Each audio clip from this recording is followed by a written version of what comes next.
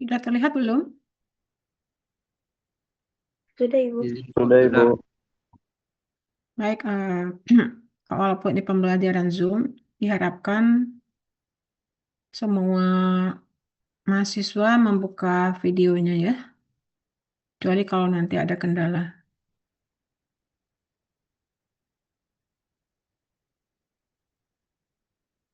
Kenapa terima kasih ya?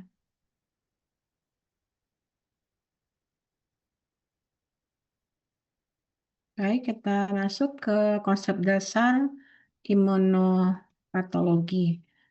Jadi sebelum kita mulai, mungkin kita memahami terlebih dahulu apa itu imunopatologi ya. Sesuai dengan terminologinya, jadi ada imuno, ada patologi. Patologi itu berarti segala sesuatu yang terkait dengan proses penyakit, gitu ya. Jadi mengacu kepada terminologi itu, maka imunopatologi itu adalah ilmu yang mempelajari penyimpangan fungsi sistem imun serta respon imun patologis suatu sistem organ atau organisme. Sampai di situ cukup jelas ya. Jadi respon imun itu nantinya sebenarnya berfungsi secara fisiologis untuk menghadapi bahaya. Jadi ketika ada patogen yang masuk, apakah itu patogen internal, misalnya sel-sel yang mati, atau patogen eksternal dari mikroorganisme, virus, bakteri, jamur, parasit, maka secara fisiologis respon imun kita bekerja untuk menghalangi atau meminimalkan gejala yang terjadi melalui respon imun yang fisiologis. Tapi ketika respon imun itu berlebihan ataupun kurang, maka akan timbullah gejala klinis. Dan itulah yang kita pelajari pada imunopatologi. Sampai sana cukup jelas? Cukup ya? Makasih, Bu. Ya, jadi jika respon imun normal dapat mengatasi apapun patogen yang masuk ataupun patogen internal, maka pada imunomatologi terjadi penyimpangan respon imun. Dan hal itu mencakup yang pertama adalah imunodefisiensi. Imunodefisiensi sesuai dengan asal katanya, defisiensi respon imun terhadap adanya patogen gitu ya, baik internal maupun eksternal. Jadi respon imun tidak mampu untuk mengatasi bahaya, mengatasi patogen yang masuk. Hipersensitivitas itu adalah respon imun yang menyimpang sesuai dengan namanya ya, hiper dan sensitivitas. Jadi respon imunnya sangat sensitif atau peka terhadap stimulus, baik itu stimulus eksogen maupun stimulus endogen, tapi terutama tentu saja stimulus eksogen. Kemudian yang ketiga, imunopatologi itu adalah bagaimana sistem imun kita itu tidak mengenal self antigen. Jadi dalam keadaan normal kan sel-sel tubuh kita itu mempresentasikan berbagai macam protein atau antigen ya. Dan dalam keadaan normal tentu itu ditolerir oleh respon imun. Pada keadaan autoimun, self antigen atau antigen tubuh kita sendiri tidak dikenal oleh sistem imun, sehingga sistem imun kita melakukan respon yang patologis terhadap self antigen tersebut. Sampai sana cukup jelas? Misalnya eritrosit, sel-sel darah merah itu kan banyak sekali antigen di permukaan sel-sel darah ya. Pada keadaan normal ya tidak akan terjadi respon autoimun. Jadi mengikuti terminologi atau akar katanya autoimun. Auto itu kan sendiri ya, self. Jadi timbulnya respon imun terhadap antigen yang ada pada tubuh kita sendiri. Misalnya yang paling umum ya penyakit-penyakit sistemik lupus erythematosus ya pada perempuan ya. Itu adalah penyakit autoimun. Sampai di sana cukup jelas? Jadi ada tiga bentuk imunopatologi yang terjadi. Yang pertama adalah defisiensi sistem imun, kemudian hipersensitivitas sistem imun, dan autoimun. Nah, kita kita lihat sekarang bagaimana sistem imun dalam keadaan normal. Seperti yang sudah dijelaskan tadi bahwa dalam keadaan normal, sistem imun tubuh itu memberikan respon terhadap berbagai jenis patogen, baik patogen eksternal, berbagai mikroorganisme, termasuk patogen internal, sel-sel yang rusak. Jadi sel-sel yang rusak itu sebenarnya juga merupakan patogen ya, namanya patogen internal dan dikenal oleh tubuh sebagai benda asing. Sehingga sistem imun tubuh juga berespon untuk mengeliminasinya. Misalnya sel-sel tubuh yang rusak itu pada proses infeksi atau inflamasi ya, nah itu akan dieliminasi oleh sistem imun. Jadi jika sistem imun kita itu terpapar oleh patogen, akan timbul respon imun dimulai dari respon imun yang non-spesifik, dilanjutkan dengan respon imun spesifik. Ketika respon imun non-spesifik kita sudah bisa mengatasi patogen tadi, maka tidak akan berlanjut respon imun spesifik. Seperti itu ya.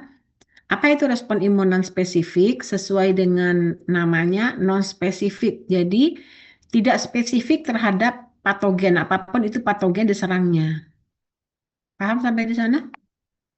Cukup jelas ya? Jadi respon imun non-spesifik ini respon imun bawaan atau disebut juga dengan respon imun alamiah atau innate. Artinya memang dibawa oleh individu itu semenjak lahir secara alamiah. Dan inilah respon imun yang bekerja pertama ketika ada paparan terhadap patogen. Sampai sana cukup jelas?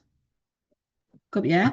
Dokter. Benar respon imun spesifik sesuai dengan namanya, dia bekerja spesifik terhadap antigen tertentu saja yang sudah dikenal oleh tubuh sebelumnya. Jadi misalnya kita terpapar misalnya oleh antigen virus dengue, maka dalam tubuh kita sudah terbentuk itu memori atau adanya antibodi memori terhadap patogen yang masuk. Ketika ada infeksi kedua, infeksi sekunder misalnya ya, sistem imun kita itu akan bekerja lebih cepat untuk mengatasi patogen tersebut. Nah, bekerja lebih cepat ini bisa bermakna positif, bisa bermakna negatif, tergantung kepada respon imun yang terjadi terhadap patogen tersebut. Misalnya pada pasien dengue atau DHF, respon imun yang timbul pada infeksi kedua DHF itu lebih berat biasanya, sehingga pasiennya cenderung untuk shock, mengalami shock syndrome pada DHF di infeksi sekunder gitu ya. Tapi berbeda-beda. Ada justru yang sebaliknya pada infeksi kedua karena respon imunnya sudah ada sebelumnya mengenal, maka patogen lebih cepat dieliminasi. Jadi masing-masing patogen itu memiliki eh, atau menimbulkan respon imun yang berbeda di tubuh gitu ya. Dan yang paling perlu kita ketahui bahwa kedua respon imun ini, baik itu spesifik maupun non-spesifik, saling meningkatkan efektivitas. Jadi ketika sudah Ibu jelaskan tadi, ketika respon imun non-spesifik tidak mampu untuk mengatasi patogen yang pertama masuk, maka akan dilanjutkan oleh respon imun spesifik. Tapi kalau sudah selesai, maka sudah tereliminir patogen tersebut. Gitu ya. Ini belum slide show ya.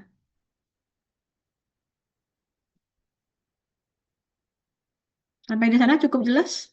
Kalau misalnya tidak jelas suaranya silakan disampaikan ya. Sampai di Baik, sana Bu. cukup Baik, jelas? Ibu. Ya. Nah, ini adalah respon imun tadi dalam keadaan normal. Nah, ini adalah pembagian sistem imun kita. Yang pertama adalah non-spesifik, kemudian spesifik. Ini yang tadi yang innate atau respon imun alamiah atau bawaan. Kita lihat di sini ada respon imun non-spesifik yang bersifat fisik atau mekanis. Misalnya kulit ini ya, selaput lendir, silia atau adanya bulu-bulu hidung. Kalau misalnya patogen masuk itu kan ada batuk atau bersin ya. Nah, itu adalah respon imun sebenarnya untuk menyingkirkan patogen yang masuk secara inhalasi. Atau batuk itu sebenarnya merupakan respon imun tubuh untuk menyingkirkan patogen. Justru ketika refleks batuk tidak ada, refleks bersin tidak ada, itu sebenarnya bersifat patologis jadinya ya. Demikian juga kulit dan selaput lendir. Ini adalah barrier pertahanan pertama, sehingga kulit dan selaput lendir kita itu harusnya utuh ya. Kalau diibaratkan pada praktek kedokteran gigi, kan berhubungan dengan selaput lendir selalu itu ya, mukosa mulut misalnya. Kalau operatornya misalnya kulit yang terkelupas atau ada injury, maka itu merupakan tempat pertama masuknya patogen, sehingga harus selalu melakukan atau menggunakan alat pelindungan diri ketika menindak pasien seperti itu ya. Kemudian sistem imun non-spesifik kedua itu yang bersifat terlarut, misalnya asam lambung kita ya. Kemudian lisozim yang terdapat di dalam air liur misalnya, atau terdapat dalam air susu ibu, laktoferin, asam neuraminik. Nah itu semuanya merupakan sistem imun yang non-spesifik yang bekerja pertama terhadap patogen. Kemudian ada non-spesifik terlarut yang bersifat humoral. Ini seperti komplement, interferon, dan C-reaktif protein. Kemudian sistem imun non-spesifik yang ketiga adalah yang bersifat seluler. Ada yang berfungsi sebagai fagosit, artinya menelan patogen yang masuk. Jadi misalnya neutrofil, eosinofil begitu ya. Ini eosinofil nanti akan sangat berperan pada reaksi alergi yang akan kita bicarakan berikut ini. Kemudian ada natural killer, ini terutama berperan pada respon imun terhadap sel-sel ganas. Kemudian basofil dan mastosid nanti yang juga akan sangat berperan pada reaksi alergi, reaksi hipersensitivitas. Kemudian sistem imun yang kedua spesifik itu ada yang humoral, ada yang seluler juga. Seluler seperti sel T helper, sel T sitotoksik, sel uh, T delay hypersensitivity, kemudian yang humoral itu adalah sel B. Sel B nanti akan menghasilkan antibodi. Sampai di sana cukup jelas sebelum dilanjutkan? Jelas, Bu. Jelas, Oke. Bu. Kita masuk ke penyimpangan respon imun pertama ya, imunodefisiensi. Jadi sesuai dengan terminologinya adanya defisiensi pada respon imun, baik itu respon imun spesifik maupun respon imun non spesifik. Jadi defek pada salah satu komponen sistem imun yang tadi ya, ini. Ini semuanya dapat mengalami defisiensi, baik itu secara primer maupun sekunder. Primer misalnya oleh karena defek kongenital ya, sehingga polimorfonuklear seperti neutrofil tidak mampu untuk memfagosit patogen. Kalau yang didapat misalnya pasien-pasien HIV misalnya itu kan imunodefisiensi didapat ya, atau oleh karena obat yang menekan produksi sel B misalnya itu juga merupakan imunodefisiensi yang didapat. Jadi seluruh komponen-komponen sistem imun ini dapat mengalami imunodefisiensi. Ini dia ya. Jadi jenisnya imunodefisiensi itu bisa bersifat primer. Kalau primer itu sebagian besar bersifat kongenital dan sekunder atau didapat. Ini dia ya. Kalau yang primer biasanya kelainannya bersifat genetik sehingga seorang individu lebih sensitif untuk terjadinya infeksi atau infeksinya cenderung menjadi kronis atau lebih progresif dibandingkan dengan individu yang tidak ada kelainan genetik imunodefisiensi. Ini biasanya karena kelainan genetik munculnya saat balita atau anak-anak ya.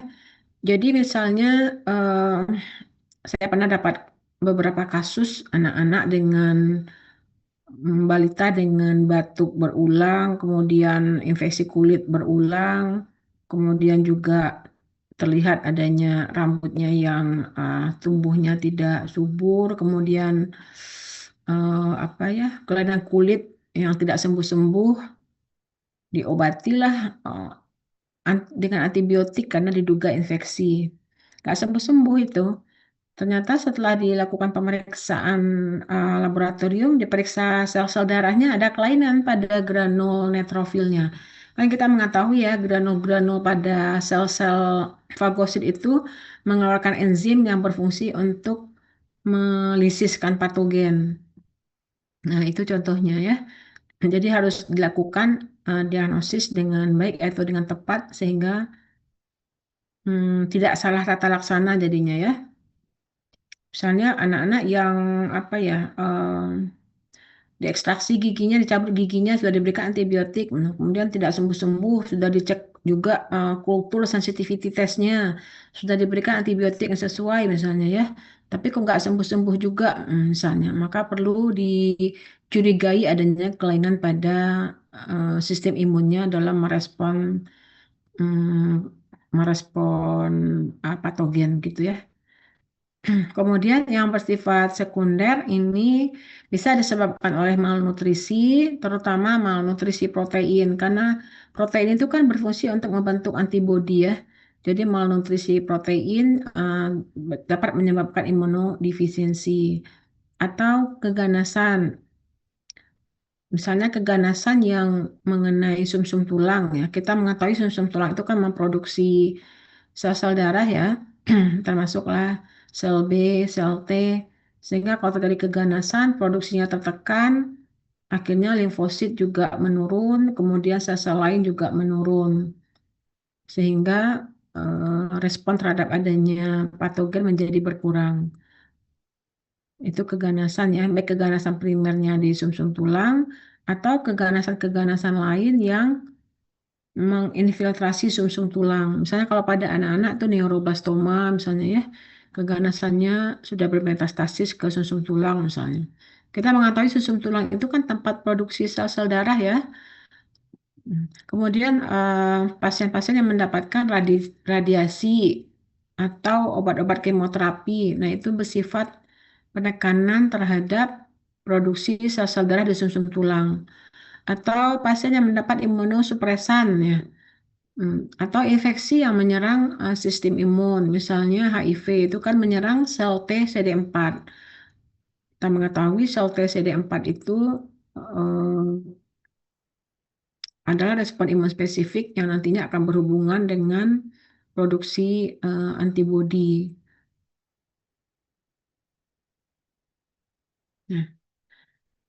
Nah, ini adalah tipe-tipe imunodefisiensi. Jadi seperti sudah dijelaskan tadi di awal, imunodefisiensi itu dapat mengenai seluruh komponen sistem imun.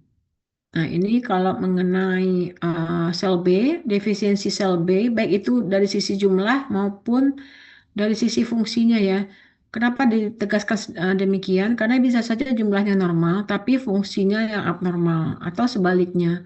Fungsinya normal, tapi jumlahnya memang yang berkurang.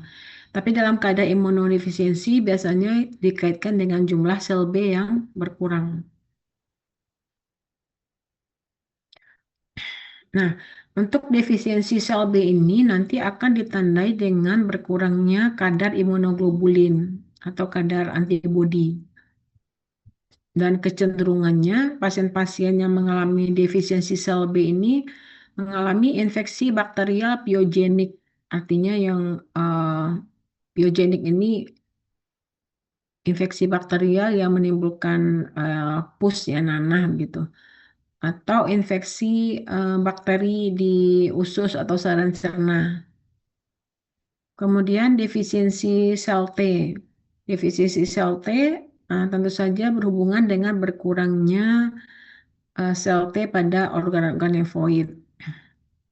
Nah, ini berhubungan dengan kecenderungan untuk memperoleh infeksi virus atau infeksi intraseluler lainnya. Seperti ini ya, jamur, kemudian Mycobacterium nontuberculosis atau keganasan yang dikaitkan dengan infeksi virus, misalnya Epstein-Barr virus misalnya ya. Kemudian defisiensi pada sistem imun innate atau imun bawaan tadi, imun alamiah. Nah, ini bervariasi kelainan laboratoriumnya tergantung komponen mana dari innate immunity itu yang mengalami defek atau mengalami defisiensi.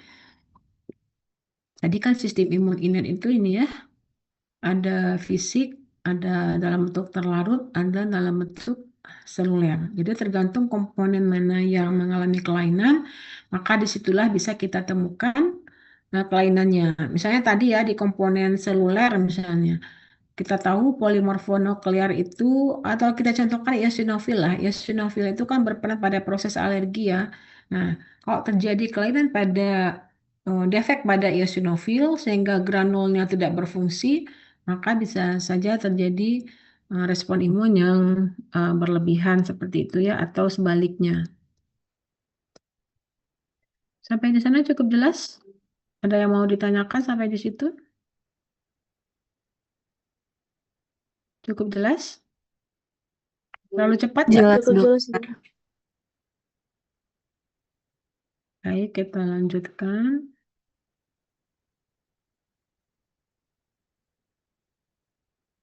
Nah, kemudian tadi itu defek pada apa? Ini ya, sel B, sel T, dan innate immunity. Nah, kemudian defek pada imunitas bawaan tadi yang innate immunity. Misalnya ini contoh-contoh penyakitnya ya. Penyakit granulomatosa kronik. Ini menyebabkan defek pada produksi reaktif oksigen yang berperan pada proses fagositosis. Di mana defeknya karena tadi memang bawaan, maka bisa melibatkan faktor genetik. Ini mutasi pada gen yang mengkode komponen fagositid untuk enzim-enzim oksidase. Misalnya mutasi pada gen yang mengkode sitokrom B558. Ini sebagai contoh saja ya. Kemudian defisiensi pada leukosit adesi yang berperan untuk adesi leukosit. Jadi kalau patogen masuk, itu kan leukosit akan bermigrasi ke tempat terjadinya infeksi, menempel di situ, melakukan proses-proses untuk menghancurkan patogen. Nah, pada keadaan leukosit adhesion deficiency ini, tentu saja hal itu tidak terjadi sehingga terjadi defek terhadap perlekatan leukosit atau bergeraknya leukosit ke tempat infeksi. Nah, ini bisa disebabkan oleh mutasi pada gen yang mengkode beta chain atau rantai beta dari integrin B2 integrin. Nah, ini dapat dilihat selanjutnya ya. Banyak sekali defek pada imunitas bawaan yang menyebabkan imunodefisiensi. Nah, ini tadi yang Ibu ceritakan nih ya. Celiac Higashi syndrome ini tadi nih anak-anak yang pneumonia berulang, batuk berulang, kemudian infeksi kulit berulang. Ternyata ada, padahal sederhana cara mendeteksinya, tinggal diambil darahnya sedikit, setetes, dibuat sediaan hapus, diwarnai, terlihat itu adanya defek pada granul neutrofil, granul makrofag pada sel dendritik. Jadi granul itu tadi kita ketahui menghasilkan enzim yang berperan untuk melisiskan patogen. Kalau itu tidak ada atau mengalami disfungsi, tentu proses fagositosis patogen tidak berlangsung sehingga infeksinya berlangsung kronik ya. Nggak akan sembuh ini dengan antibiotik, apapun antibiotik yang akan diberikan malah lebih parah pasiennya ya, karena obat tentu di metabolisme, di hepar, di ginjal tentu lebih parah pasiennya. Padahal dia defeknya di defek sistem imun bawaan ini ya. Nah, kenapa bisa terjadi? Oleh karena mutasi pada gen yang mengkode eh, protein regulator untuk lisosom seperti itu ya. Kemudian apalagi eh, penyakit yang berhubungan dengan defek imunitas bawaan. Ternyata herpes simplex tipe 1 encephalitis itu juga dari berbagai penelitian berhubungan dengan defek pada sistem imun bawaan. Misalnya ini nih, mutasi pada toll-like receptor 3, mutasi pada gen toll-like receptor 3.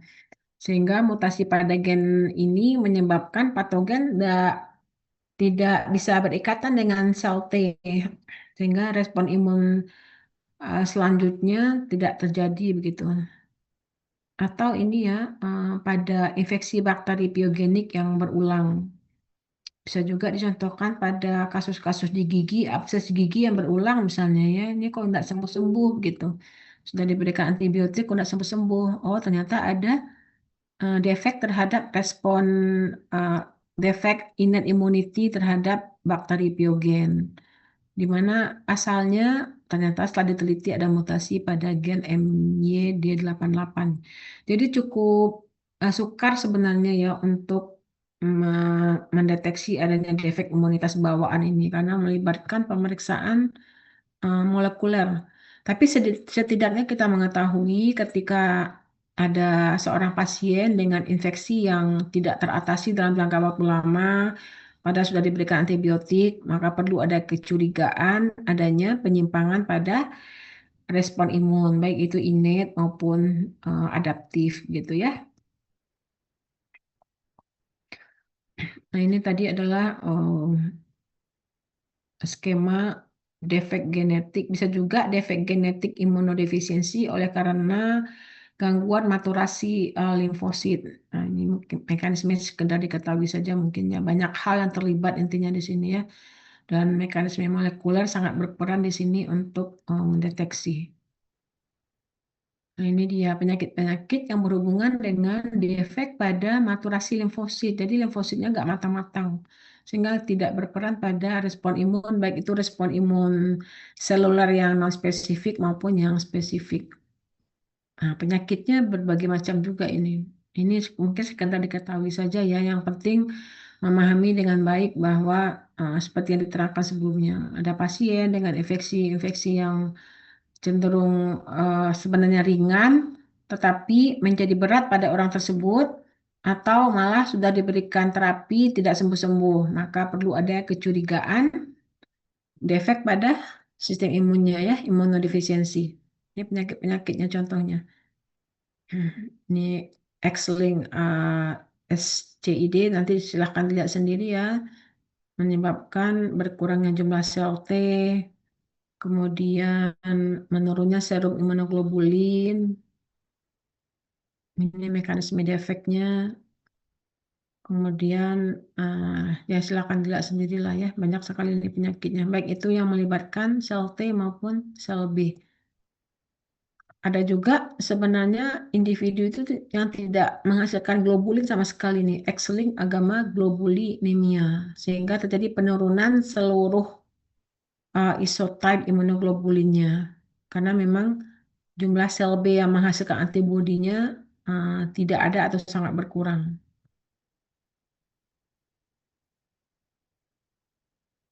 Sampai di sana cukup jelas. Ada yang mau ditanyakan? Cukup jelas Lanjut Ibu. ya.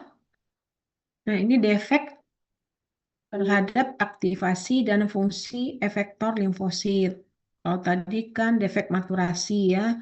Kalau ini defek terhadap fungsi efektor limfosit. Jadi kalau limfosit itu sudah berdiferensiasi, kemudian bekerja, misalnya limfosit B ketika berdiferensiasi, maka dia berdiferensiasi menjadi sel memori dan sel efektor. Sel memori itu nanti akan bekerja untuk paparan yang paparan antigen selanjutnya, sementara sel efektor itulah yang bekerja untuk menghasilkan antibodi. Kita lihat di sini.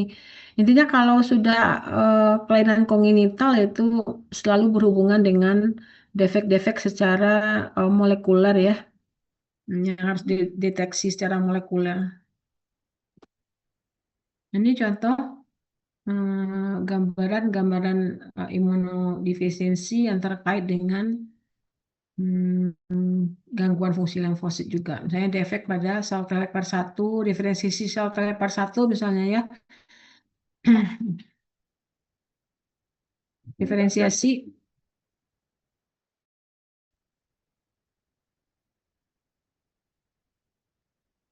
Nah, minta kepergiannya, kepergian. Pernah konsulan kapan mau pulang ini enggak? Iya, iya, iya. Nah, ini ya gambaran imunodefisiensi misalnya defek pada diferensiasi sel T helper. T helper ketika diaktifasi itu akan berdiferensiasi menjadi T helper 1 dan T helper 2. Nanti T helper 1 ini akan menghasilkan sitokin-sitokin proinflamasi yang berperan untuk mengatasi infeksi. Demikian juga ini ya, defek terhadap diferensiasi sel T helper. Nanti T helper ini 17-nya akan menghasilkan sitokin interleukin 17 sehingga juga terjadi defisiensi sitokin yang dihasilkan.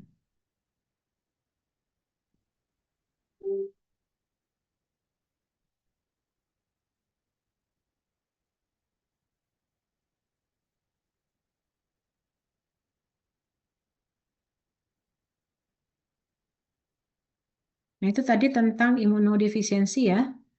Sampai di sana ada yang mau ditanyakan? Cukup jelas? Sebagai kesimpulan mungkin dari imunodefisiensi bahwa imunodefisiensi itu bisa terjadi pada semua komponen sistem imun, baik itu innate maupun adaptif.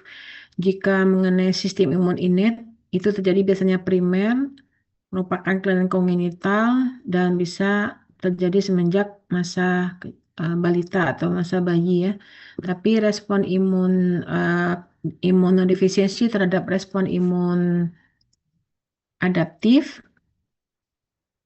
itu tadi bisa yang didapat atau bisa juga terjadi secara kongenital.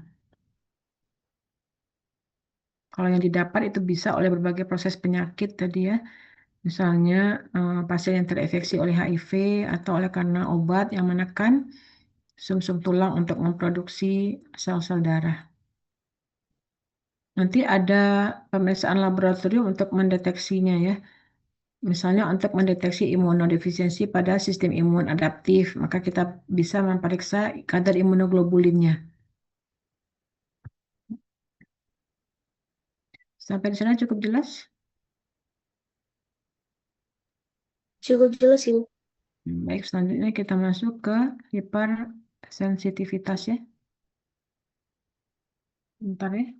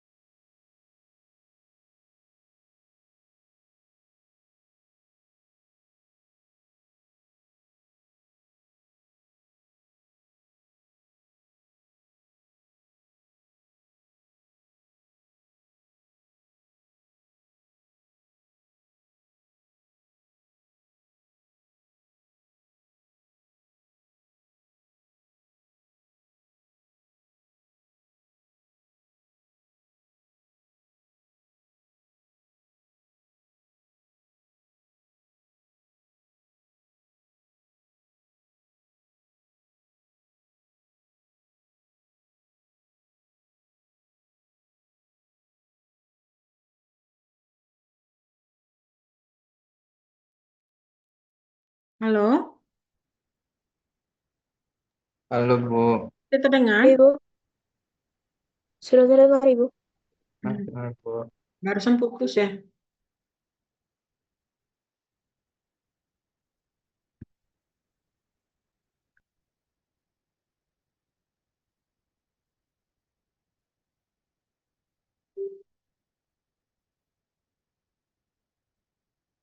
Ini tadi kita lanjut ke hipersensitivitas. Jadi kalau imunodefisiensi tadi itu adalah respon menyimpang sistem imun, ketika sistem imun tidak berespon terhadap rangsangan atau stimulus, maka hipersensitivitas itu juga termasuk respon imun yang menyimpang Tapi ini berlebihan ya, atau tidak terkontrol sehingga menimbulkan kerusakan jaringan. Jadi sistem imun itu seperti pedang bermata dua ya. Di satu sisi, ketika dia berfungsi normal, maka tentu sistem imun itu sangat berperan untuk mengatasi apa tadi patogen ya, baik eksternal maupun internal. Tapi ketika berlebihan atau tidak terkontrol, itu justru juga bisa menimbulkan kerusakan jaringan. Hmm, Yang paling gampang dicontohkan, kalian mungkin pernah mengalami periode COVID ya? Pernah nggak? Pernah ya. Nah, itu kan sebenarnya kerusakan jaringan yang terjadi oleh karena respon imun yang berlebihan. Jadi respon imun berlebihannya terutama justru oleh patogen internal. Jadi sel-sel yang mati pada proses inflamasi itu merangsang respon imun lagi untuk teraktivasi. Begitu seterusnya sehingga disebut dengan badai sitokin ya. Sitokin yang dihasilkan itulah yang nanti merusak endotel pembuluh darah. Kemudian jika endotel pembuluh darah rusak terjadi aktivasi sistem koagulasi, terjadi bekuan-bekuan kecil di seluruh pembuluh darah sehingga menyumbat aliran darah sampai ke perifer jadi kematian jaringan. Seperti itu ya. Jadi sekali lagi sistem imun kita itu seperti pedang bermata dua gitu ya. Ini terjadi jika jumlah antigen yang masuknya relatif banyak atau status imunologiknya baik itu seluler atau humoral meningkat. Nah, biasanya reaksi yang timbul itu bukan pada paparan pertama, tapi pada paparan yang kedua. Jadi pada paparan pertama, sistem imun sudah membentuk sel memori. Nah, tadi yang dari sel B ya, sel B ketika teraktivasi kemudian akan berproliferasi dan berdiferensiasi membentuk apa tadi? Sel memori dan sel plasma. Sel plasma menghasilkan antibodi, sedangkan sel memori ketika ada paparan berikutnya akan teraktivasi lebih cepat ya.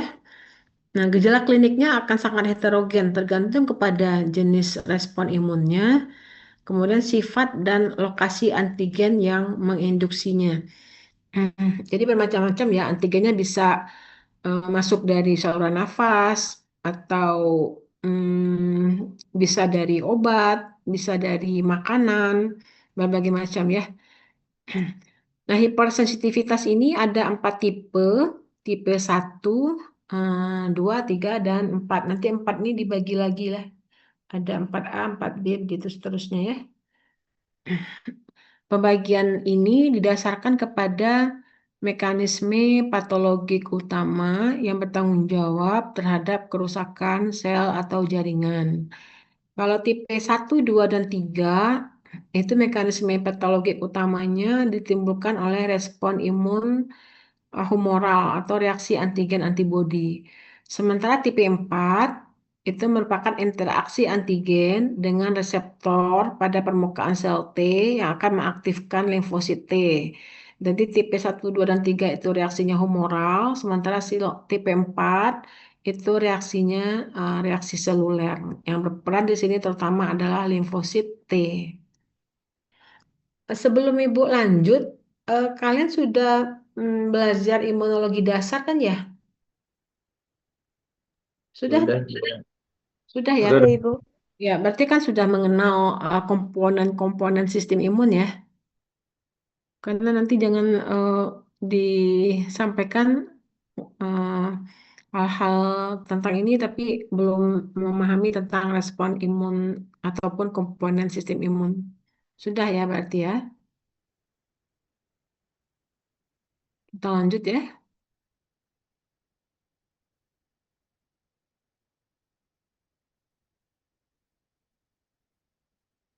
Nah, kita lihat di sini reaksi hipersensitivitas tipe 1, 2, 3, dan 4. Kalau tipe 1 itu adalah reaksi hipersensitivitas yang berlangsung atau manifestasi klinisnya muncul segera. Jadi ketika ada alergen masuk, pada paparan pertama tadi sudah dijelaskan ya bahwa gejala klinis itu biasanya munculnya pada paparan yang kedua atau selanjutnya. Karena pada paparan pertama, respon imun baru mengenal.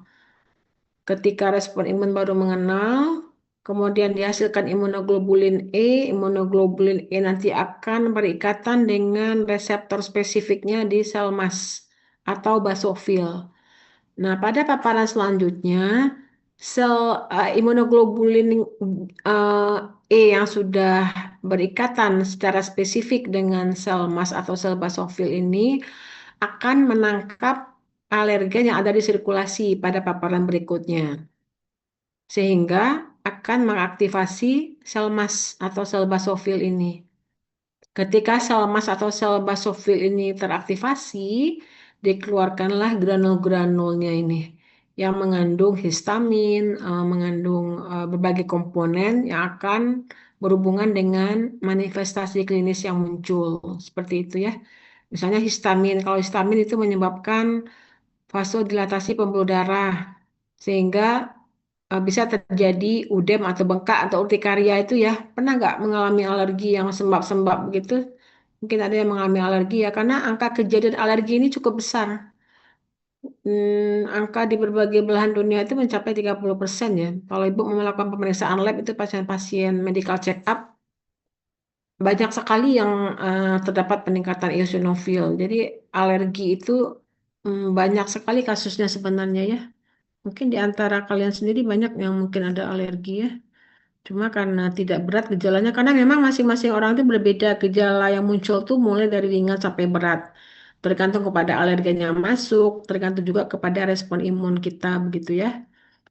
Tipe satu ini disebut dengan hipersensitivitas yang diperantarai oleh IgE, seperti Ibu sebutkan tadi ya. Jadi IgE yang sudah berikatan dengan reseptor spesifiknya di sel mas, pada paparan antigen berikutnya atau alergen berikutnya akan mengikat alergen tersebut sehingga akan mengaktifasi sel mas gitu ya. Nih ya.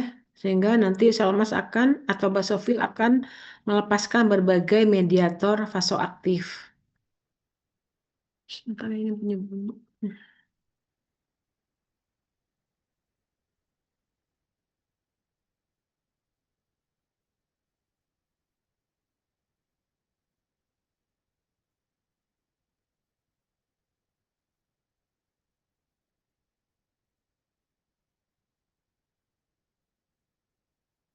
Nah, kemudian tipe 2 ini disebut dengan hipersensitivitas sitotoksik yang diperantarai oleh IgE. Jadi mohon dipahami ya, kalau yang pertama diperantarai oleh IgG, maka yang kedua diperantarai oleh imunoglobulin G. Dan yang berperan di sini adalah sel T sitotoksik.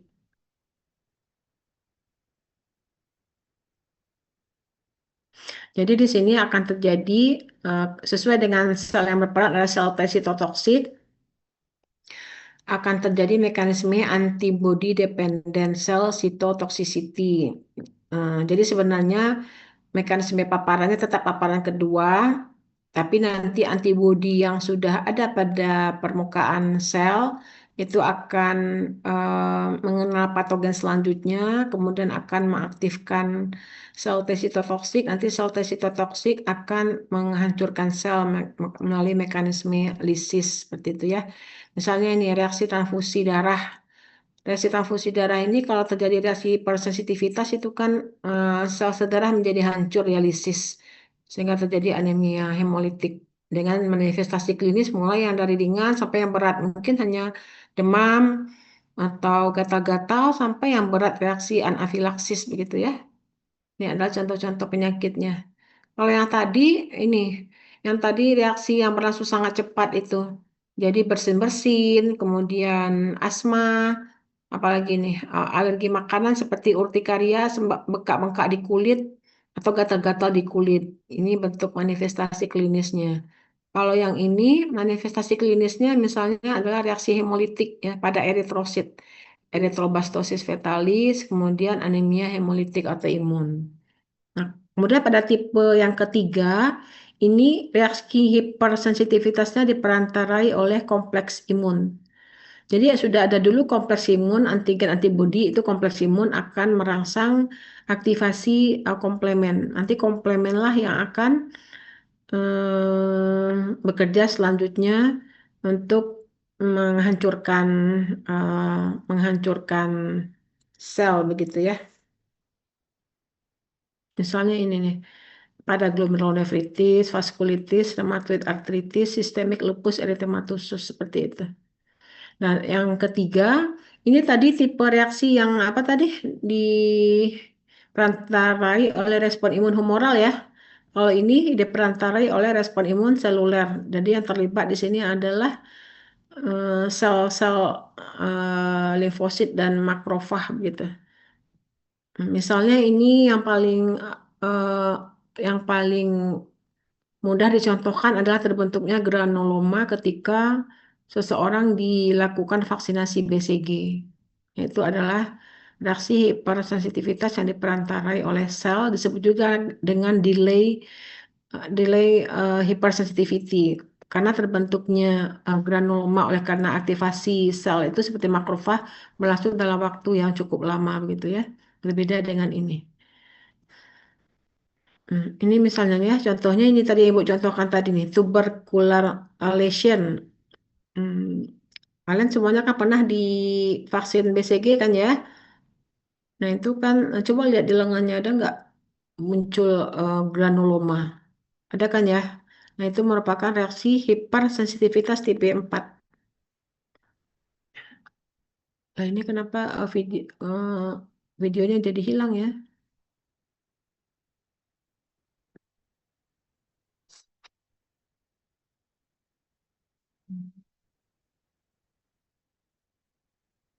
Ini mohon maaf sebelumnya nih ada error di video Ibu ya.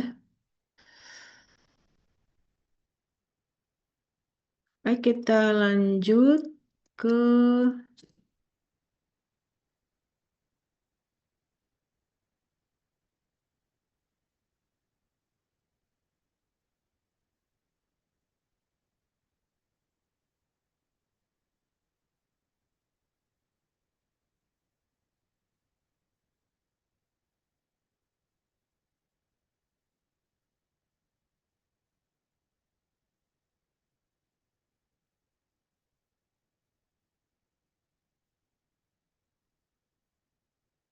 halo halo. Halo Bu. Masih Halo, Bu. enggak, soalnya Ibu tidak bisa memindahkan slide-nya ini. Nggak tahu apa nih. Coba Ibu stop start dulu sebentar ya.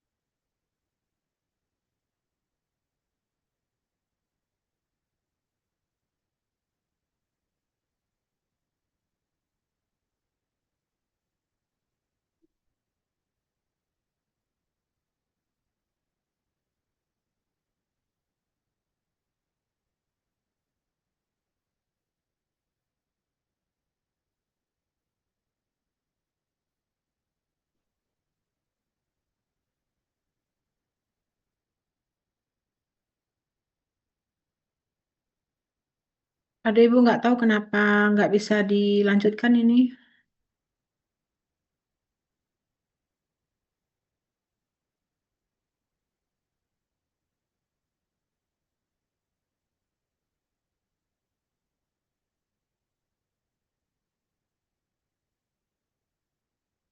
Bisa ibu kirim saja nggak materinya? Nanti tolong di share screen kan dari mahasiswa saja bisa.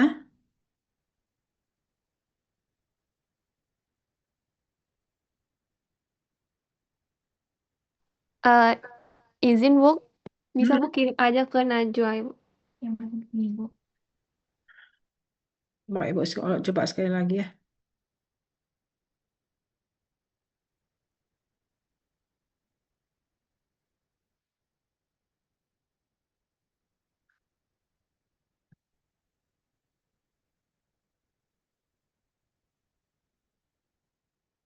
Nggak bisa dipindah. Oh, iya.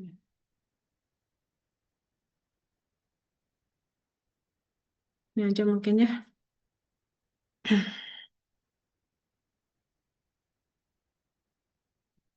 Kalau nggak di share screen nggak apa-apa, kelihatan nggak? Kelihatan, Bu. Nah ini tadi Kelihatan, Bu. skematik hipersensitivitas tipe 1, 2, 3, dan 4. Kemudian tipe 4 tadi dibagi lagi atas 4A, 4B, 4C, dan tipe 4D ya.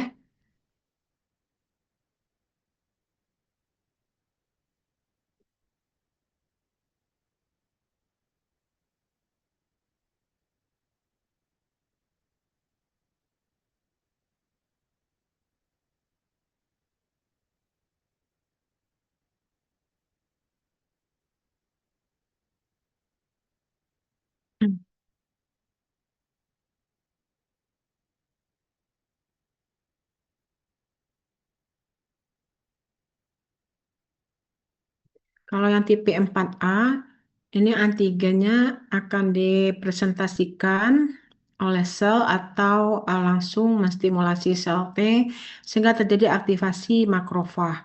Kemudian makrofag yang teraktivasi akan menghasilkan interferon gamma. Interferon gamma nanti akan mengaktifasi sel T helper 1. Kemudian nanti T helper 1 juga menghasilkan interferon gamma. Interferon gamma juga akan mengaktifasi makrofag lagi begitu selanjutnya sehingga interferon gamma yang dihasilkan oleh T helper 1 ini memperkuat respon makrofag untuk memfagosit seperti itu ya. Ini juga merupakan mekanisme terjadinya dermatitis kontak oleh karena kosmetik misalnya oleh karena apalagi ya bahan-bahan kimia. Kemudian kalau tipe 4B itu antigen dipresentasikan oleh sel atau langsung menstimulasi sel T. Kalau tadi yang dihasilkan interferon gamma, maka di sini yang dihasilkan interleukin 4 atau interleukin 5 karena yang distimulasinya di sini adalah T helper 2. Nah, sel yang terlibat pada tipe 4A makrofag, kalau pada tipe 4B eosinofil. Nah, ini yang berperan nanti pada reaksi-reaksi alergi, asma, kemudian rinitis alergi, bersin-bersin ya, atau terjadinya eksantem pada kulit, makulopapular timbulnya kemerahan dan papul-papul pada kulit dengan eosinofil. Jadi pada papul kulitnya itu kalau kita periksa secara mikroskopis akan banyak ditemukan eosinofil. Kemudian tipe 4B ini dengan perantaraan perforin atau granzim yang dimiliki oleh sel T sitotoksik atau sel NK. Nanti sel NK atau sel sitotoksik yang sudah teraktivasi akan membuat lubang-lubang di sel-sel yang terinfeksi melalui pembentukan perforin ini kemudian dialirkanlah granzimnya ke sel yang terinfeksi dan nanti granzim inilah yang akan melisiskan sel terinfeksi. Kemudian tipe 4D ini diperantarai oleh sel neutrofil dan sitokin proinflamasi yang dihasilkan ini adalah GM-CSF dan CXCL8. Ini adalah contoh penyakitnya ya, ini cukup jarang sebenarnya. Ini adalah patogenesis hipersensitivitas tipe 1 yang tadi berlangsung sangat cepat. Jadi ketika ada alergen nanti akan ditangkap oleh fagosit, dipresentasikan pada permukaan sel, nanti akan dipresentasikan sebagai antigen presenting sel, akan mengaktifasi sel T, CD4, menghasilkan interleukin 4. Interleukin 4 nanti akan mengaktifasi sel B, sehingga sel B nanti akan terdiferensiasi menjadi sel memori dan sel plasma. Sel plasma akan menghasilkan imunoglobulin E. Nanti imunoglobulin E inilah yang akan berikatan dengan reseptor spesifik di sel mas. Kemudian pada paparan kedua, IgE yang sudah berikatan dengan reseptor spesifik ini, kalau ada alergen lagi akan menangkap alergen, sehingga ikatan ini akan membentuk kompleks antigen antibodi, akan mengaktifasi sel mas nanti akan menghasilkan granul-granul yang melepaskan berbagai mediator kimia, misalnya histamin tadi ya, banyak lagi yang dihasilkannya. Kemudian juga imunoglobulin E ini akan menyebabkan peningkatan produksi eosinofil. Makanya pada alergi dapat kita temukan peningkatan jumlah eosinofil. Sampai di sana cukup jelas? Ada yang ingin ditanyakan mungkin?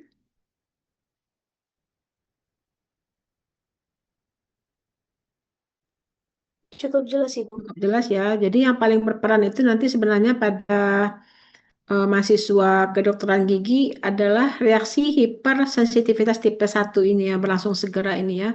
Mungkin oleh karena obat-obatan atau apalagi ya bisa oleh karena makanan, macam-macam. Nah, kemudian kita masuk ke penyakit autoimun. Jadi penyimpangan respon imun yang ketiga, tadi sudah kita bicarakan imunodefisiensi, kemudian sudah kita bicarakan tentang hipersensitivitas, kemudian kita masuk ke autoimun.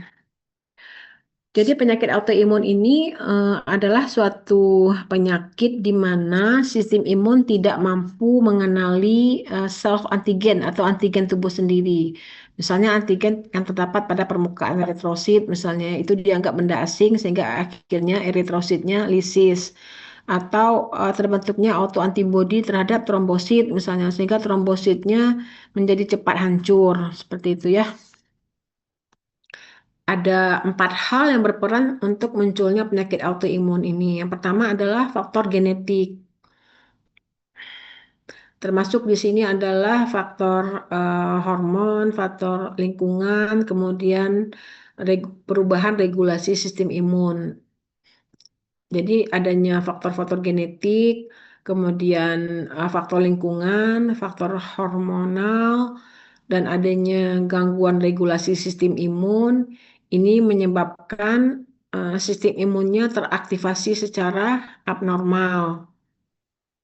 Sehingga timbullah autoantigen atau antigen yang menimbulkan reaksi dari respon imun sendiri. Padahal ini antigen komponen tubuh tapi dikenal sebagai benda asing oleh sistem imun sehingga timbullah penyakit autoimun gitu ya.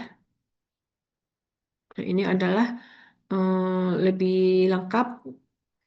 Jadi ada faktor genetik, misalnya seseorang dengan predisposisi genetik adanya HLA-DR2 misalnya ya, HLA-DR3, kemudian adanya modifikasi epigenetik dan adanya faktor lingkungan sebagai pemicu. Rokok, kemudian paparan UV, ini umum pada pasien-pasien sistemik lupus eritematosus ini. Jadi sudah kena paparan matahari, eh, jadi aktif penyakitnya. Kemudian adanya infeksi-infeksi mikroba, baik itu mikrobanya ini nggak hanya bakteri ya, tapi juga virus sebenarnya. Parasit itu juga bisa menimbulkan pemicu terjadinya imbalance respon imun pada orang-orang yang sudah ada predisposisi genetik. Jadi jangan lupa, ada dulu predisposisi genetiknya, ada faktor pencetus sehingga terjadi gangguan keseimbangan sistem imun. Sistem imun kehilangan toleransinya.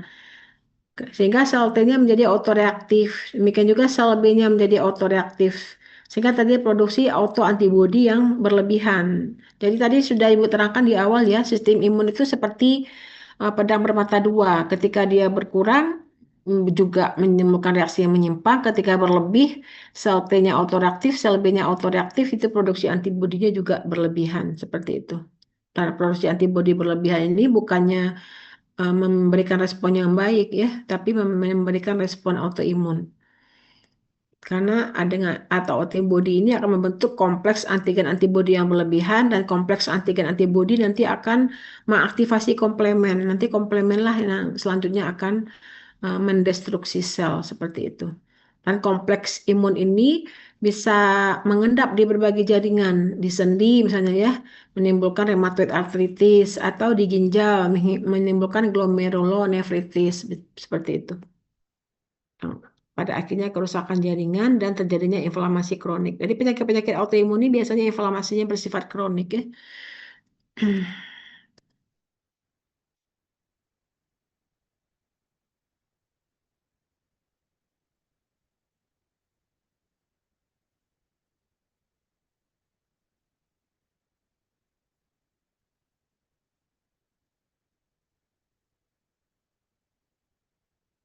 Nah, ini mekanismenya. Ketika sudah mulai dari mana ini ya?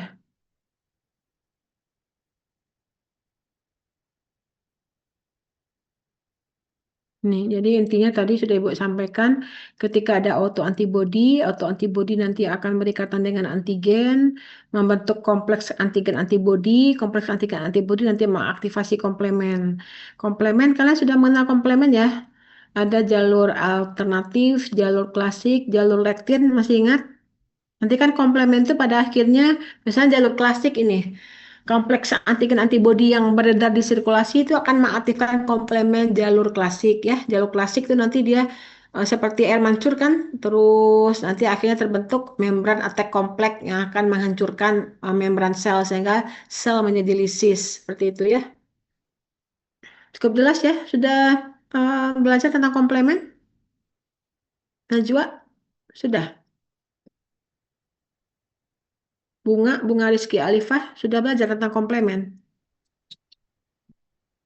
Sudah, Ibu. Sudah, mudah-mudahan masih ingat ya.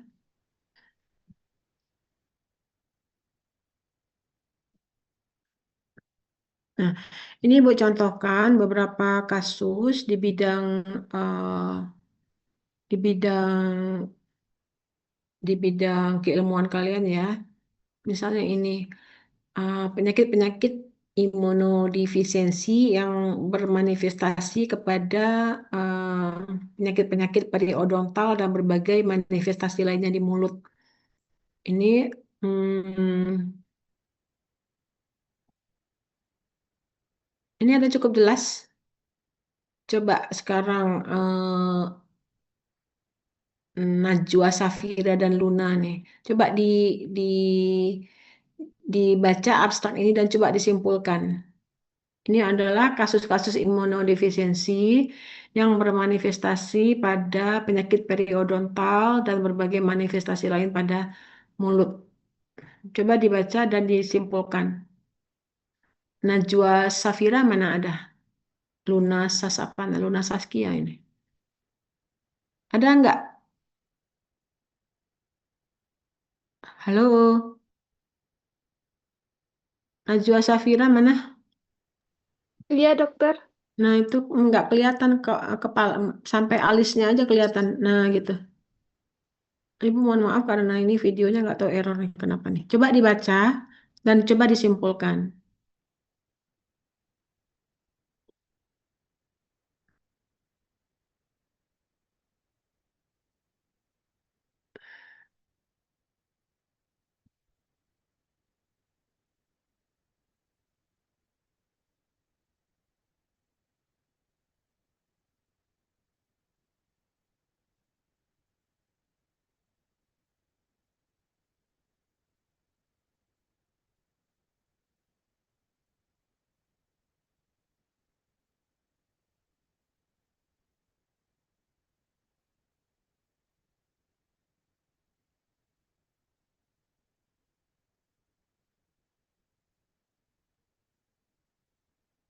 Apa kesimpulannya dari abstrak ini? Kalian nanti bisa baca dokumen lengkapnya ya.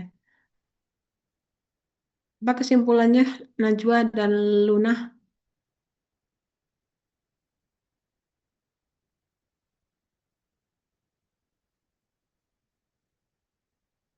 Halo,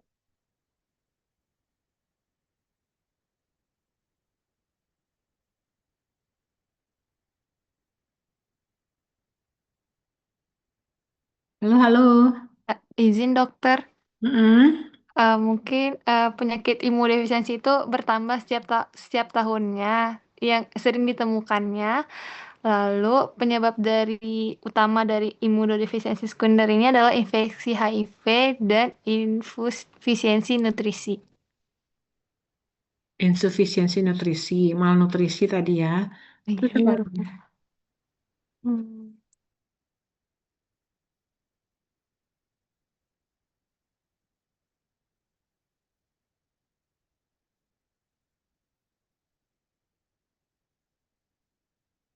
Jadi nih, coba lihat nih.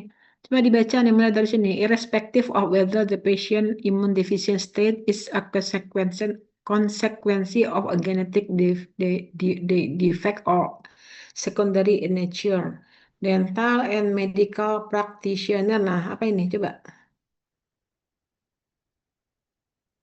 Mengapa dental dan medical practitioner itu? Najwa dan Luna.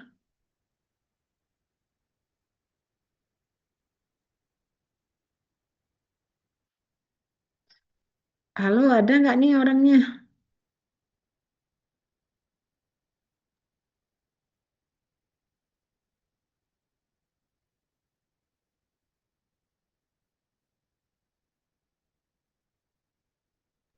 In- Izin dokter, jadi praktisi gigi dan medis ini harus menyadari potensi infeksi atau ekspresi autoimunitas yang terus-menerus pada individu, karena untuk meninjau kondisi paling umum yang diakibatkan oleh keadaan dari imunodefisiensi primer dan sekunder ini. Jadi tahu harus bagaimana diklasifikasikannya dan manifestasi merugikan dari gangguan ini dokter.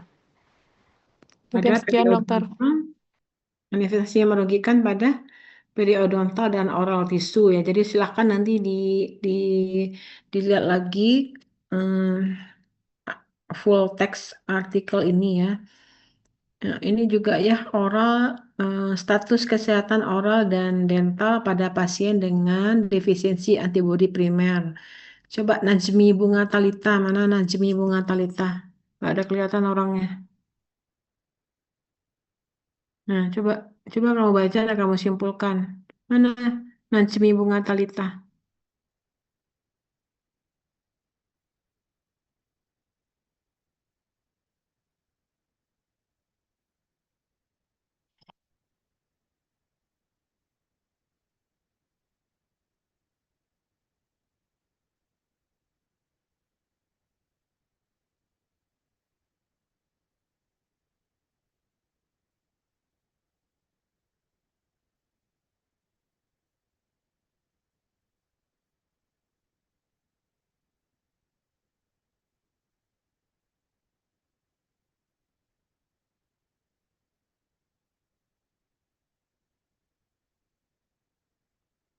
Apa Najmi? Silakan disimpulkan. Izin dokter, jadi defisiensi primer antibody defisiensi primer antibody ini adalah grup imun sistem disorder yang berasosiasi di- Halo? yang berasosiasi dengan penaikan level dari secretory and protective immunoglobulin karena Penurunan apa? imunoglobulin karena Penurunan atau peningkatan? izin dokter penurunan dokter. Nah, jadi ini ada defisiensi antibodi primer. Berarti ini termasuk apa tadi nih yang di kelompok yang pertama? Imunodefisiensi primer untuk sistem imun humoral ya, adaptif yang ditandai oleh menurunnya produksi antibodi sekresi dan produksi antibodi. Terus sampai sana cukup jelas. Terus apa lagi? Terus izin dokter karena eh, imunoglobulin ini penting dalam proteksi oral cavity. Jadi pasien dengan primary antibody deficiency ini lebih mudah untuk kena dental karies atau oral manifestasi, dokter. Jadi ini bisa menjadi penelitian kalian juga ini pada individu-individu yang rentan terhadap karies misalnya ya, atau kecenderungan berulang karies, bisa jadi ada defisiensi eh, sistem imun humoralnya seperti pada artikel ini ya. Nah ini kebetulan adalah kelainan kongenital yang ditandai oleh adanya apa ini? 21 common variable immunodeficiency, adanya apa ini? Agama globulinemia dan sindrom IgM, hiper IgM.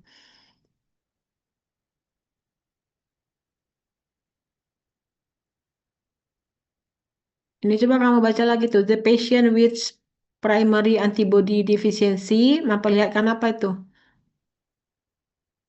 Setelah P sama dengan 0,03. Izin dokter memperlihatkan presentasi yang tinggi dari memperlihatkan presentasi yang tinggi dari oral and dental manifestation yang include herpes sores, candidiasis tonsil, gingivitis, calculus, enamel hipoplasia, dan ulcerasi yang lain, dokter. Itu ya. Jadi silakan nanti dibaca lagi lebih lanjut artikel ini karena menarik sebenarnya pada pasien-pasien dengan kecenderungan karies yang berulang atau apalagi ya, atau kelainan-kelainan pada mulut lainnya. Nah, kemungkinan ada primary antibody deficiency. Nah, ini coba dibaca dan disimpulkan oleh apa nih? Rafaela Ineta. Coba Baik, dokter. mana Rafaela Ineta? Hadir, dokter. Yang nomor berapa ini? Ini sini nomor 42 tapi nggak ada kelihatan. Ini masih di mana?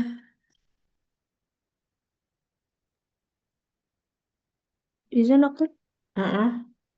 Coba kamu Eh, simpulkan.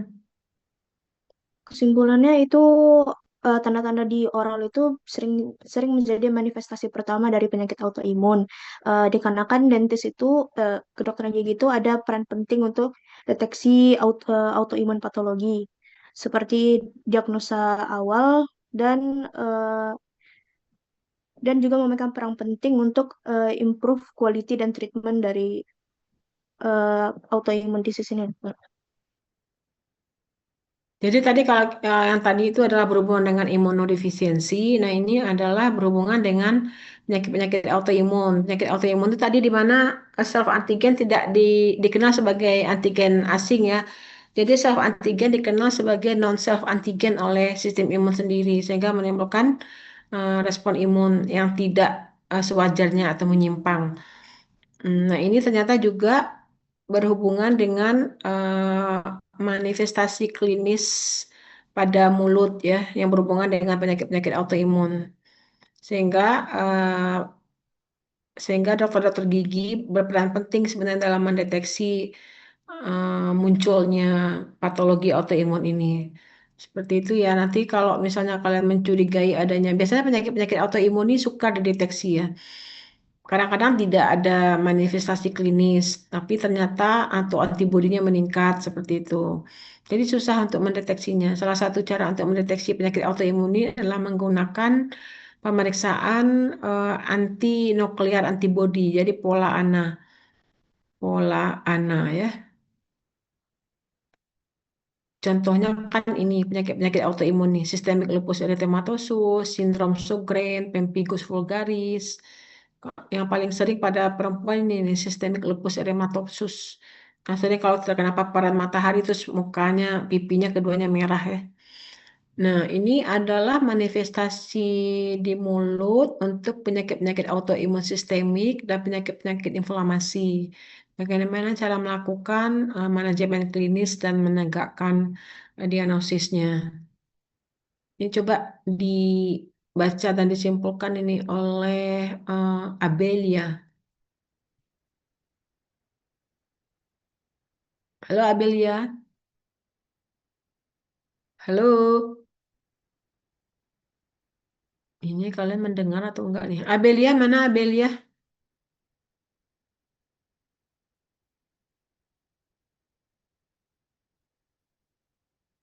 Itu kamu ngapain tadi kok nggak enak ada responnya? Abelia,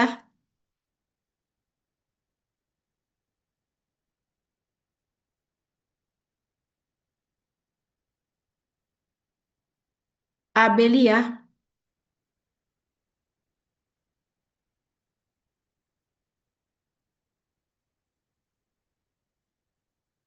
suara saya masih terdengar tidak?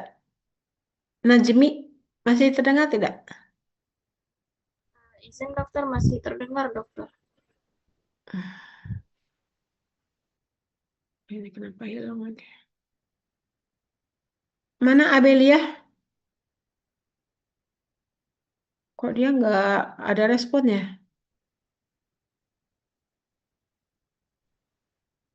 Abelia, halo? Sebenarnya Masya izin dokter Allah. itu kesimpulannya tuh jadi penyakit autoimun atau inflamasi itu menunjukkan lesi oral pada tahap awalnya itu dokter. Kalau diagnosis awalnya itu mungkin eh, waktu pemeriksaan gigi sama eh, setelah diagnosis sistemiknya dokter.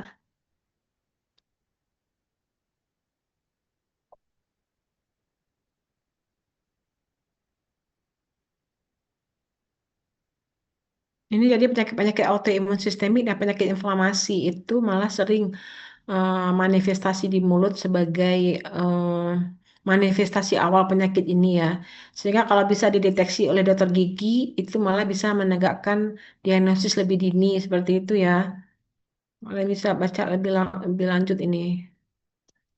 Nah, kemudian kita masuk ke teknis pemeriksaan laboratorium, defisiensi imun, dan hipersensitivitas.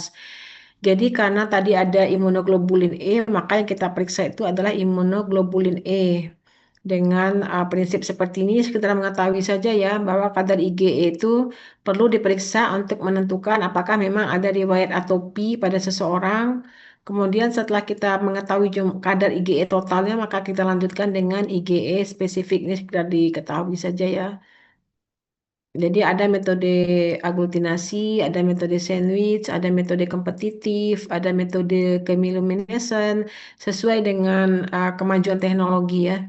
Kemudian metode imunoblotik untuk mengetahui imunoglobulin spesifik, artinya apa ini alergen yang berperan dalam menyebabkan reaksi hipersensitivitas tipe 1 itu dapat diketahui ya. Itu tadi mengenai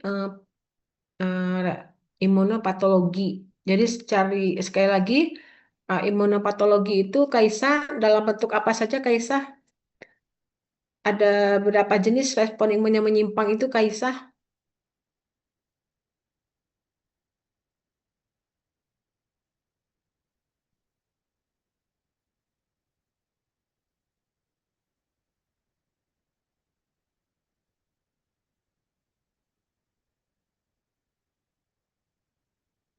Benar dua. Katrin mana? Ini mana nggak ada videonya nih Katrin. Katrin.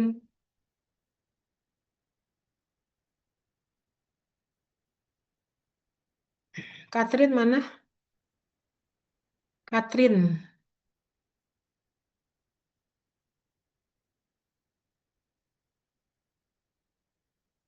Hmm. Katrin nggak ada ya? Ini tinggal 49 gimana ceritanya ini ya? Minta tolong pada soalnya 49 ini di screenshot coba Najwa. kamu tadi yang menghubungi Ibu ya. Silakan di 49 posisinya atau 50 di screenshot coba. Baik, dokter. Ya, silakan. Slide 1, 1, 2, 3.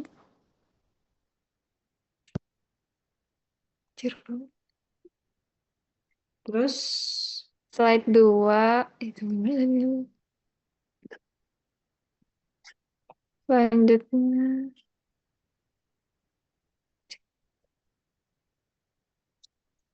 Sudah, dokter. sudah, Sudah, Ibu. saya juga foto di sini.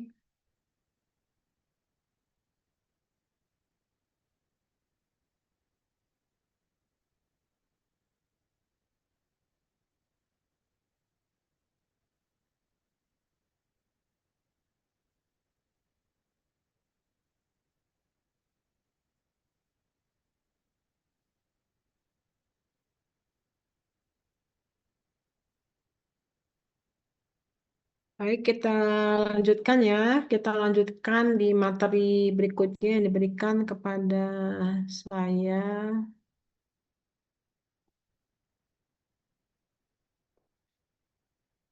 Nanti coba dikirimkan screenshotnya ya, Najwa. Di materi kedua ini yang diberikan kepada saya adalah tentang alergen, hipersensitivitas, dan hiposensitivitas. Ini sebenarnya hampir mirip, sebenarnya overlapping dengan materi pertama ya. Tapi nggak apa-apa, kita lihat di sini. Jadi kalau hipersensitivitas, balik lagi ke tadi respon imun yang berlebihan atau abnormal terhadap stimulus antigen atau alergen ya.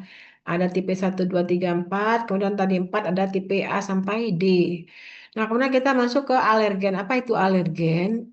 Alergen itu adalah zat yang dapat menyebabkan reaksi alergi atau respon imun berlebihan pada seorang individu sehingga menimbulkan gejala klinis di mana gejalanya bisa ringan sampai berat tergantung respon imun individu tersebut.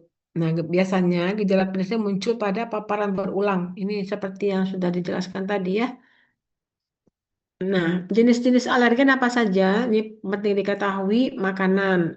Mungkin ada yang komponen pada udang, ikan, macam-macam ya. Ada susu, obat-obatan, mungkin penisilin, bahkan obat-obatan ketika diinjeksikan vitamin itu bisa aja bisa saja ada orang yang alergi ya. Jadi tidak kita ketahui respon imun seseorang terhadap obat yang akan diberikan. Inhalan misalnya apa debu rumah, kemudian bulu binatang, tungau ya serbuk sari, tumbuhan, kemudian bahan kimia tertentu yang kontak dengan kulit. Nah, alergen makanan itu menyebabkan pelepasan mediator-mediator kimiawi dari mukosa saluran cerna dan mastosit di submukosa. Seperti tadi dijelaskan tadi bahwa mediator inilah nantinya yang akan menimbulkan gejala klinis ya. Spektrum klinisnya mulai dari peningkatan sekresi cairan di dinding saluran cerna, muntah, diare, urtikaria, bahkan bisa terjadi anafilaksis yang bersifat sistemik dan sesak nafasnya kalau sudah berat. Nah, kita lanjut. Respon imun terhadap alergen itu dapat dibagi dua ya. Jadi yang dimediasi IgE dan tidak dimediasi IgE. Kalau yang dimediasi IgE, ini tadi yang sudah kita terangkan ya. Jadi ada IgE spesifik yang terdapat pada permukaan sel emas dan basofil berikatan dengan alergen dalam sirkulasi. Inilah nanti yang akan merangsang sel tersebut menghasilkan atau melepaskan mediator dan sitokin. Biasanya respon yang dimediasi IgE ini tadi reaksi hipersensitivitas tipe berapa ini yang dimediasi oleh IgE? Tipe 1, dokter. Tipe 1 ya, dan ini berlangsungnya sangat cepat. Mulai dari yang ringan sampai yang berat. Bisa terjadi reaksi anafilaksis. Kalau sudah anafilaksis itu emergensi ya.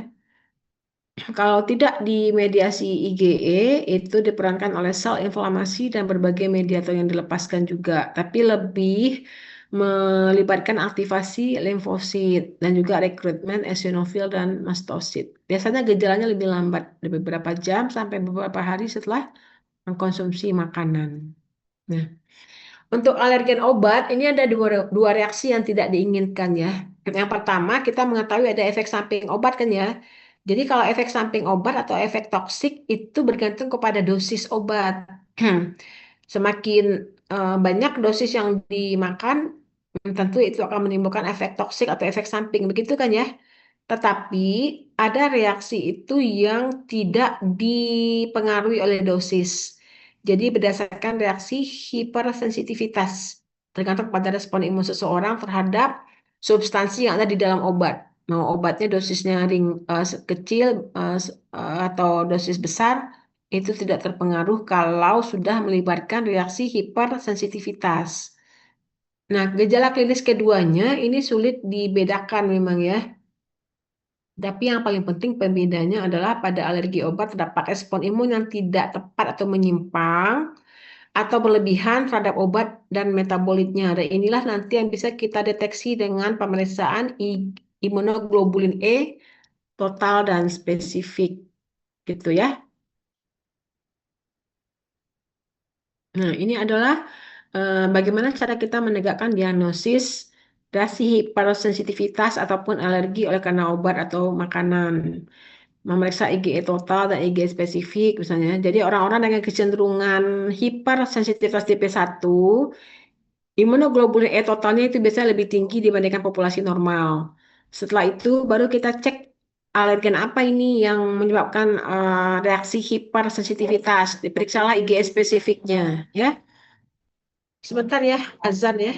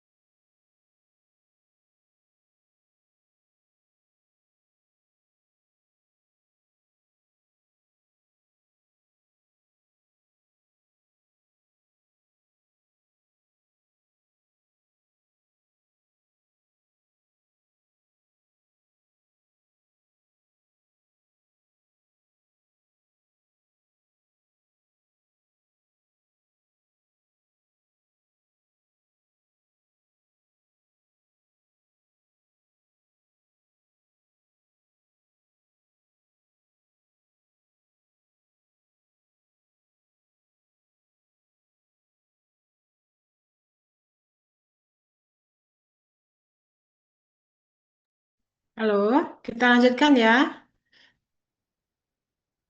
Halo Baik, Bu. Najwa dan kawan-kawan. Iya, Bu. Ya, baik, kita Iya, Bu. lanjutkan ya. Iya, Yang Bu. pertama, tentu kita menegakkan diagnosis dari gejala klinis, baik itu dari anamnesis maupun dari pemeriksaan fisik ya. Saya gejala klinis, pasien datang dengan bersih-bersih atau sesak nafas atau apalagi ya kalau imunodefisiensi tadi mungkin infeksi yang nggak sembuh-sembuh. Kalau autoimun bisa jadi demam-demam yang tidak jelas sebabnya dalam waktu lama. Berbagai macam ya manifestasi klinisnya ya. Yang agak jelas mungkin hanya reaksi hipersensitivitas tipe 1. Nah itu jelas simptom dan sign-nya ya. Apa misalnya penunjang yang bisa kita lakukan? Ini khusus untuk hipersensitivitas ya. Yang pertama tentu IgE total. Jadi untuk memastikan bahwa seseorang itu ada riwayat atopi atau riwayat keluarga untuk alergi. Kalau meningkat, nah kemudian kita lanjutkan dengan IgE spesifik untuk menentukan alergen mana ini yang menyebabkan alergi. Kemudian uji kulit. Kemudian dapat memeriksa jumlah eosinofil, biasanya meningkat pada kasus-kasus alergi. Dapat juga memeriksa kadar alergen lingkungan, tapi ini tidak lazim dilakukan ya. Kalau di laboratorium itu hanya memeriksa jumlah eosinofil, bisa ada secara manual atau menggunakan alat hitung hematologi analyzer, IgE total dan IgE spesifik. Sementara uji kulit itu biasanya dilakukan oleh klinisi. Misalnya uji kulit untuk memeriksa untuk memeriksa ada tidaknya hipersensitivitas terhadap penisilin misalnya ya.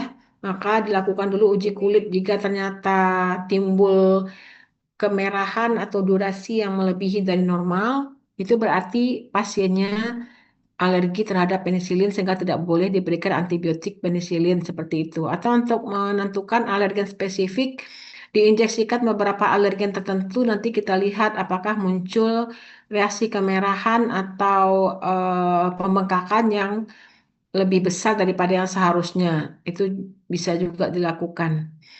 Atau uji pelepasan histamin oleh basofil. Kalau ternyata basofilnya hmm, kalau ternyata histamin yang dihasilkan oleh basofilnya meningkat, maka itu dapat menunjang diagnosis terjadinya reaksi hipersensitivitas. Tapi ini nomor 5 dan 6 ini juga tidak lazim dilakukan ya. Nomor 4, 5, 6 itu tidak lazim dilakukan di laboratorium. Hanya 1 sampai 3 yang biasanya dilakukan di laboratorium.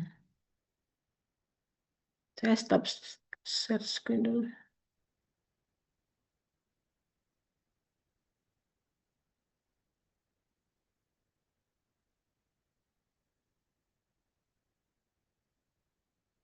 Tidak hidup, Ibu. Iya betul-betul lupa tadi. Nah, ini Ibu ulang lagi ya. Jadi pemeriksaan IgE total dan IgE spesifik. Kalau IgE total itu untuk menentukan seseorang dengan riwayat atopi namanya ya. Pada individu dengan riwayat atopi, produksi IgE-nya lebih banyak. Sementara pada individu tanpa riwayat atopi, yang diproduksi adalah IgM atau IgG jika ada paparan terhadap alergen yang sama seperti itu ya. Ini sekedar diketahui saja bagaimana teknik-teknik atau langkah-langkah melakukan pemeriksaan antibodi spesifik terhadap alergen, IgE spesifik terhadap alergen. Jadi tadi alergen itu bermacam-macam kan ya, ada dari inhalan, dari makanan, dari obat, terhadap bahan-bahan kimia tertentu. Tentu yang paling banyak biasanya makanannya. Itulah yang akan kita uji dengan IgE spesifik alergen. Karena sebenarnya penanganan reaksi-reaksi alergi ini yang paling tepat adalah hindari alergennya. Kalau misalnya kita diberikan obat, itu biasanya hanya untuk mengatasi gejala pada saat itu. Misalnya gatal, ya diberikanlah obat anti gatal. Kemudian bersin-bersin diberikanlah obat untuk menghilangkan bersinnya. Ada bengkak-bengkak, ya diberikanlah misalnya kortikosteroid untuk menghilangkan bengkaknya. Seperti itu. Tapi terapi sesungguhnya adalah dengan mengetahui alergennya. Sehingga alergen itulah yang kita hindari. Misalnya dari pemeriksaan IgE spesifik didapatkan kita alergi terhadap komponen putih telur misalnya ya, maka tentu kita tidak mengkonsumsi itu. atau ada teori terbaru dengan melakukan desensititasi antigen. Jadi antigennya tetap diberikan tapi dalam dosis kecil sehingga pada akhirnya kita beradaptasi terhadap alergen tersebut seperti itu ya.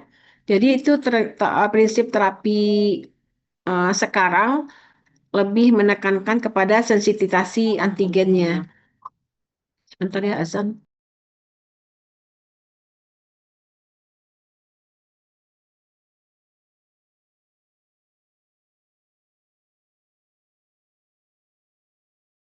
Sampai di sana tadi cukup jelas mengapa kita harus memeriksa antibodi spesifik terhadap alergen, IgE spesifik terhadap alergen. Cukup jelas tadi kenapanya. Salsabila, kenapa kita harus mendeteksi IgE spesifik terhadap alergen?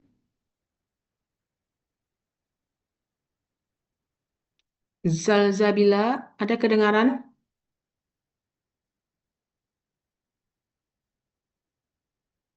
Zalzabila,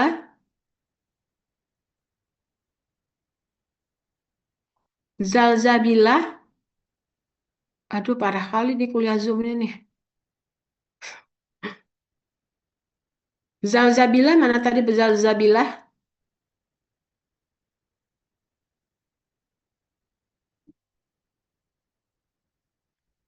Masya Allah. Zalzabila, mana tadi Zalzabila? Najib, kamu masih dengar suara ibu? Masih, Bu. Lah, kemana sih? Masih, Bu. Hah? Masih terdengar, Ibu. Zalzabila tadi mana dia? Cuma ada fotonya doang. Terus orangnya nggak ada ya? Masya Allah, ini kuliah Zoom kayak apa ya? Memangnya kalian kuliah Zoom aja ini di FKG ya? Iya ya, Najwa. Emang kalian kuliah Zoom aja nih sepenuhnya? 100% kuliah Zoom ya? Untuk kuliah pengantar, iya Ibu. Kok bisa 100% Zoom? Masya Allah. Orang yang nggak ada terus teriak-teriak deh saya tuh. Orang yang nggak ada cuma fotonya aja yang nampang. Parah ini. Widya, Safani, kenapa kita harus periksa IgE spesifik terhadap alergen?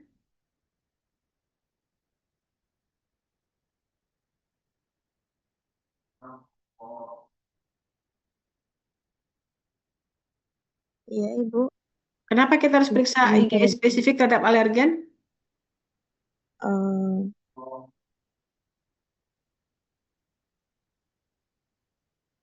Masya Allah, parah ini ya.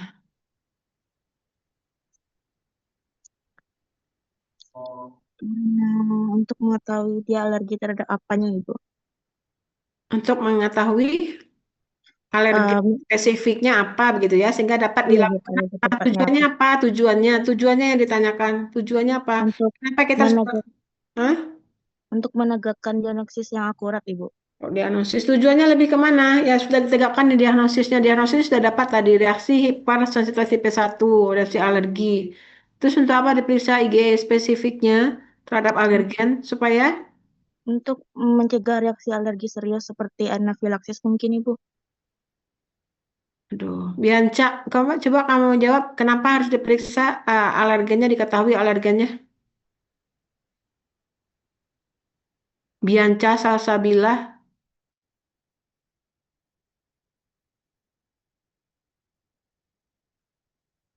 aduh, percuma aja lah saya berkoar-koar dari tadi nih orangnya tak ada tanda ya.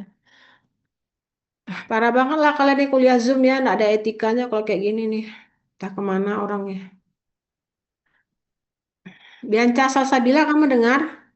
Dengar Ibu, maaf tadi Kenapa? jaringannya jelek Bu. Ya, kenapa kita harus menentukan alergennya?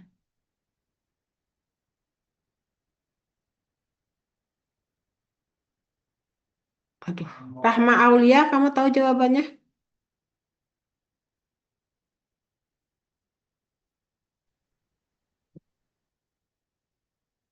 Izin Bu, Ya, untuk mengidentifikasi pemicu alergi secara akurat, mendiagnosis alergi dengan lebih baik, dan juga untuk merancang penanganan yang tepat sasaran, Bu. Maksudnya apa penanganannya? Kamu seperti membaca apa ya? Kamu membaca apa itu? Yang gampang aja lah kalimatnya apa? Mengetahui alergen spesifik itu untuk apa tadi? Kuenanya, kau mana kuenanya? Kuenanya. Saya dihadirkan dengan apa? Gambar yang gak ada orangnya, gak jelas.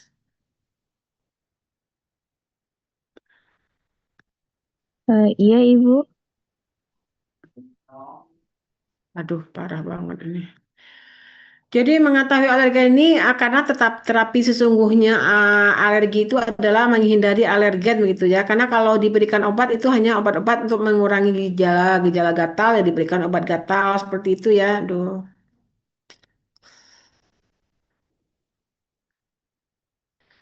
Baik, ini adalah contohnya skin prick test ya. Jadi mendeteksi alergen spesifik juga dengan melakukan injeksi alergen pada kulit, kemudian dilihat reaksi yang terjadi. Jika terjadi kemerahan melebihi dengan diameter yang melebihi yang seharusnya, maka itu berarti alergi terhadap bahan yang disuntikkan. Ini adalah uji-uji lain yang dilakukan untuk mengetahui adanya reaksi hipersensitivitas. Begitu ya. Baik, mungkin sampai di sini materi terkait dengan imunopatologi yang tadi dibagi atas 3 bagian, autoimun, hipersensitivitas, dan imunodefisiensi. Walaupun ini sampai saat ini tingkat 47, tapi saya berharap yang 47 ini coba di screenshot lagi yang 47 ini bisa nggak, Najwa? Saya nggak tahu juga kok bisa mahasiswa FKG 100% kuliah di Zoom ya. Parah juga ini. Mana kuliah etikanya nggak jelas lagi kehadirannya. Coba 47 terakhir di screenshot ya. Baik, Saya Ibu. laporkan nanti ke dekannya. Slide 1, 1, 2.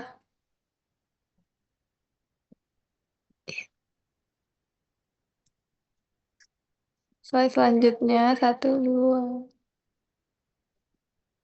Sudah 47 yang hadir? Silakan dikirim ke saya ya. Sudah, Ibu. Sebenarnya ini hanya untuk sama-sama mencari kebaikan ya. Jadi saya sebagai pemberi materi juga bertanggung jawab terhadap capaian yang harus kalian capai seperti itu ya.